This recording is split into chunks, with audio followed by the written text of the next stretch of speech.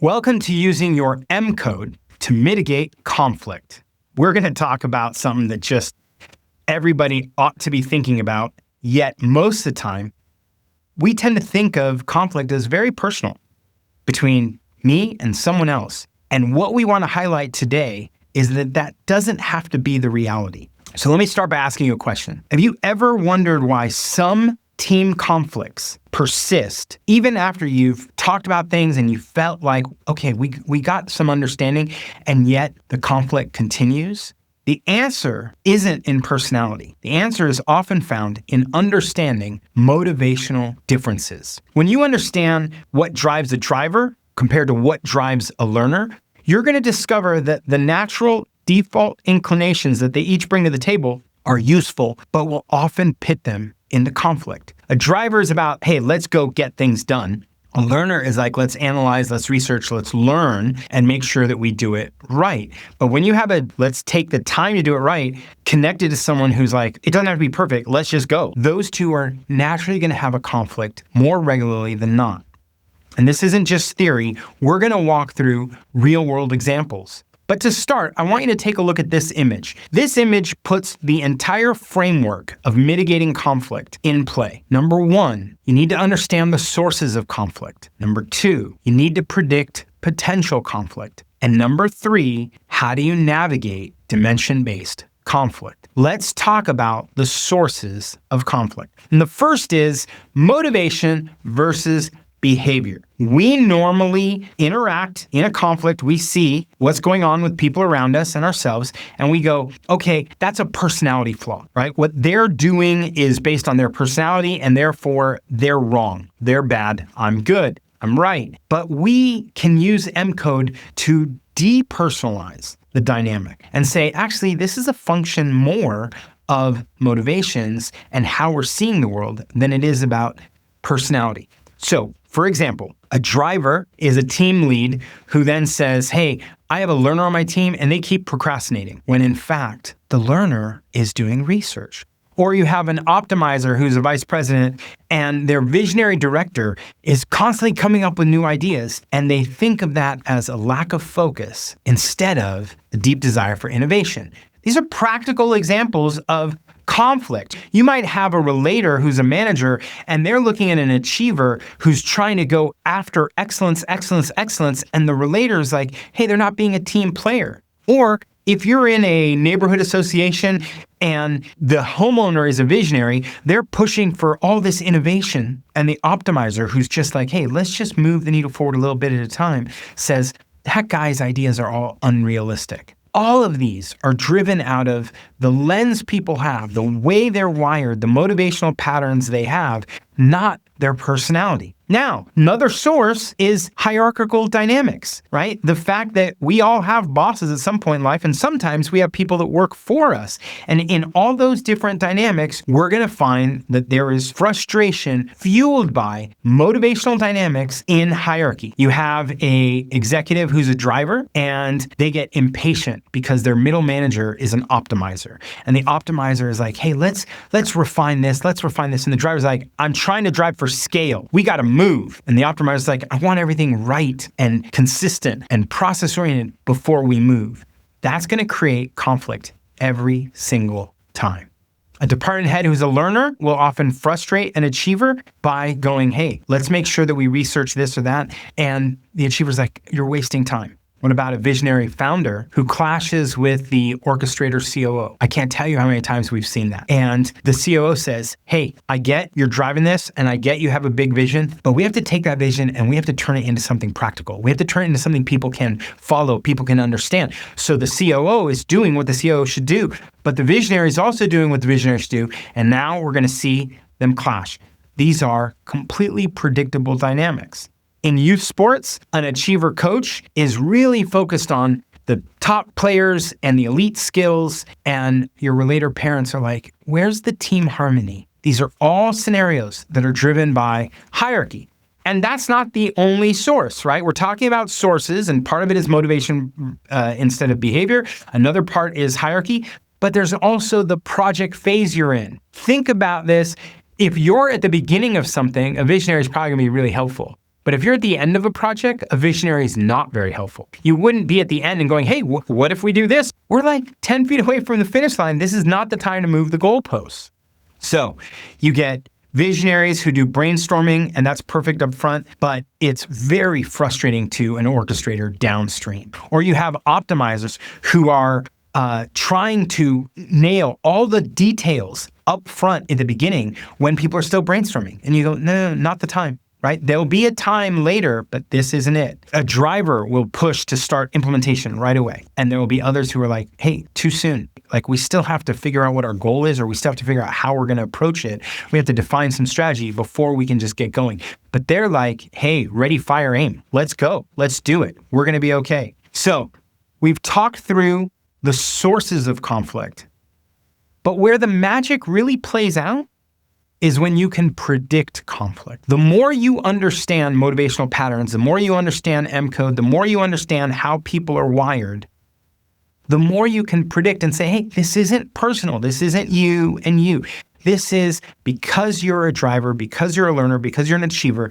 These are the default ways you're going to see the world. And because of that, I can imagine we're going to have a conflict. And your job, of course, is to figure out, hey, I'm in one of these conflicts. How do I see this differently, right? One of the ways we're going to do it is we're going to talk about dimensional clash points. These are moments where we go, hey, on paper, I can predict in advance this dimension and this dimension having a problem. And if I can predict it before we even walk in the room, if I can predict it before we get started, then I know for a fact it's not related to the individuals. Optimizers and visionaries, they're going to have a clash. A visionary is someone who's like, I want to innovate and I want to take new ground. I want to imagine a world that doesn't even exist. An optimizer is, I want to put rigor and process in place so we have consistent success. Both are fantastic. They're great. But you put one next to another on the same project, they're going to have a conflict. Achievers and relators. An achiever is going to want excellence and they're going to be competitive. A relator is going to want harmony. They're going to want team cohesion. Both are excellent. But you put them together, you likely are going to see some conflict manifest. Orchestrators and influencers are another pair. And in a marriage, you put a driver and a learner together, you're going to have a lot of fun. Grab the popcorn. Watch what happens next. Imagine you're doing a home renovation that the driver wants it to be quick and the learner has no same alignment on the speed of doing anything. So they're like, hey, let's look at bathroom toilets. And you're like, yeah, a toilet will do, right? The driver's like, just go ahead, pick one. We're good. The learner is like, I picked 17 that we can evaluate and see which one's right. The driver's like, hey, we don't need to be that explicit and perfect about the choice of just pick one, right? Well, okay, but now I have 17 faucets and then I have 32, and you're just like, oh God, this is horrible. I don't need to know the names. I can tell you if you put a driver and a learner together on that kind of project, we're gonna have an issue. And then you end up with value misalignment, conflicts that arise because core values differ. Not that one is better than another, they just differ. An achiever's focus on particular independent excellence is going to clash with a relator's team harmony. They just value different things. And part of what we have to do is figure out, when do we choose which of these values to highlight as the main thrust of the effort we're doing right now. So visionaries, they value innovation. Optimizers value refinement. Drivers value speed and results. Orchestrators emphasize comprehensive planning. Learners value the depth of understanding. Achievers care about the accomplishments. Relators prioritize inclusive decision-making. Influencers want to lead and maximize impact more than making sure we all have a great set of conversations. These are all going to play out over and over and over. Lastly, the other source that we can use to predict conflict is work process differences. Optimizers may clash with visionaries because one's focused on efficiency and the other's on innovation. I don't have to know the people to know this is about to happen.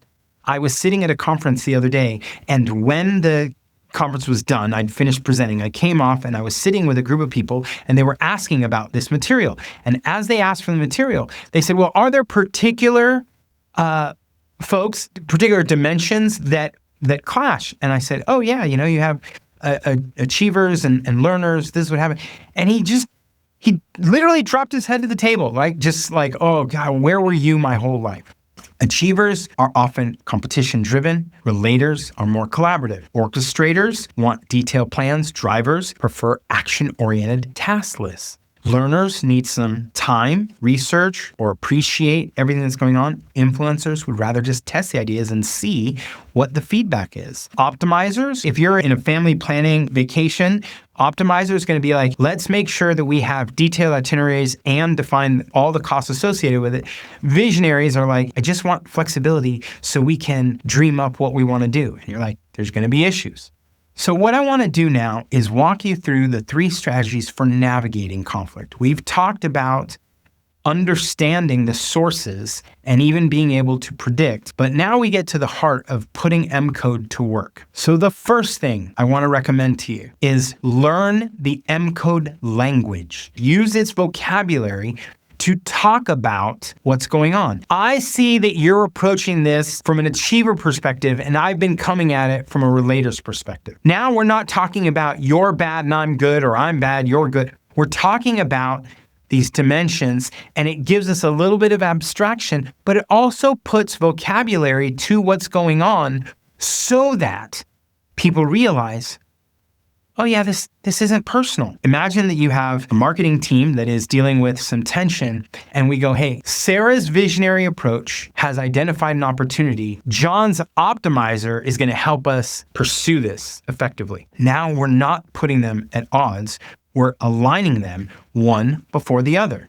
Or you go, engineering leads are going to reframe the conflict. We need both Alex's driver energy to meet the deadlines, but we need Maya's learner thoroughness to avoid critical bugs. I'm using the language of dimension to help articulate how these pieces fit together. If you were looking at a chessboard and you had all these pieces on the chessboard, you wouldn't try and get just one bishop to win the whole game. You would say, ooh, I'm going to use the bishop for this part. I'm going to use the knight for this part. I'm going to use the castle for this part. I'm going to use the queen for this part.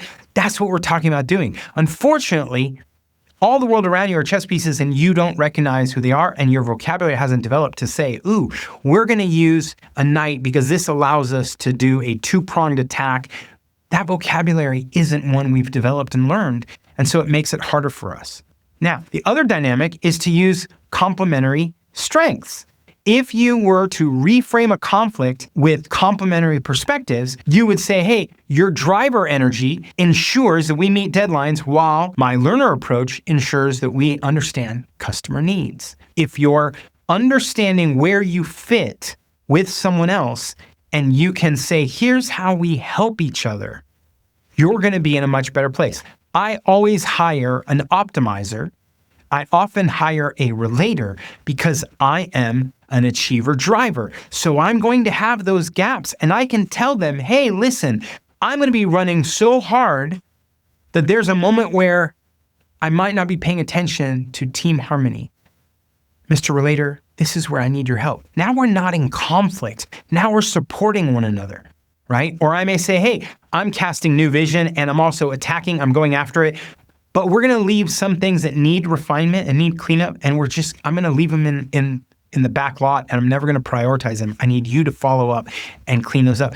Now, I'm not saying I don't care about those things. I'm saying my default is to keep taking ground. I need someone else's default to be like, and I'll clean up the mess, right, that Chris made. And you go, great, now we're complementary. So I give you some examples. A healthcare team pairs an optimizer with a visionary, and you can see the benefits there. Or a technology startup takes an achiever and a relator and puts them together. Manufacturing, an orchestrator works with a driver. And in a neighborhood improvement project, you can see visionaries work with optimizers. All of these are real-world examples of how you put dimensions together for complementary effect.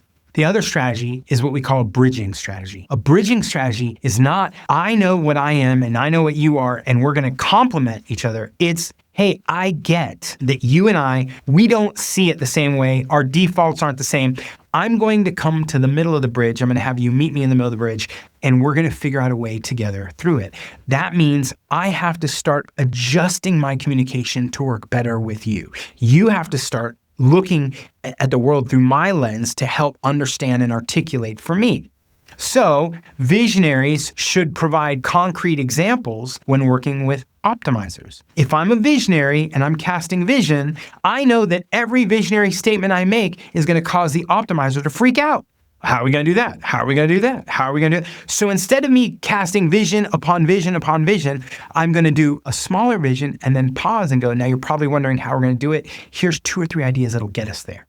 So here's an example. Achievers learning to highlight team contribution when presenting accomplishments to relators, or learners providing executive summaries with key points when sharing research with drivers. I have had to train every learner that's ever worked for me how to write me an executive summary. I had a learner that would write me 6-page emails. And I'm like, when exactly do you imagine I have time to read the 6 pages? And so they learned to write me an executive summary. It's half a page. And then they say, here's all the rest in case you want to know. Well, I always knew they were doing work, so I never thought, oh, the learner's just been slacking off. But they wanted to make sure that I knew how much they'd put in the work. And I'm like, that's great. But also appreciate that I'm reading this email while I'm walking through an airport terminal.